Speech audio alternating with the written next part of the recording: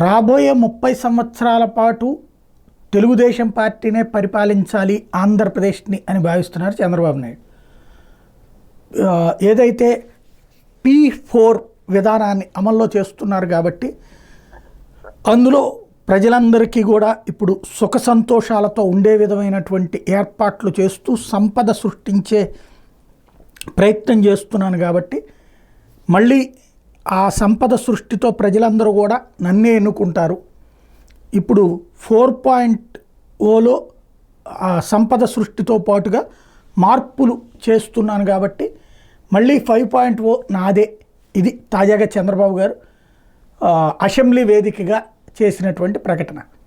అంటే ముఖ్యమంత్రిగా మళ్ళీ తను వస్తాను అన్నటువంటిది.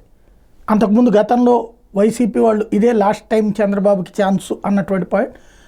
అలాంటి సిచ్యుయేషన్ నుంచి లేదు అంటే తర్వాతన ఈవెన్ తెలుగుదేశం కూడా చంద్రబాబు గారు కూడా మొన్నటిసారి ఎన్నికలప్పుడు ఛాన్స్ ఇది మళ్ళీ అవకాశం కాదు ఇది నాకు అన్నటువంటి స్టేజ్ నుంచి ఇప్పుడు ఖచ్చితంగా తను మళ్ళీ ముఖ్యమంత్రి అవుతాను అన్నటువంటి విషయం తేల్చి చెప్తున్నారు.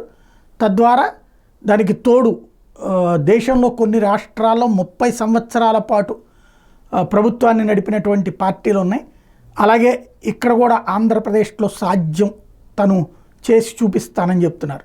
ఏం జరుగుతుందో చూడాలి.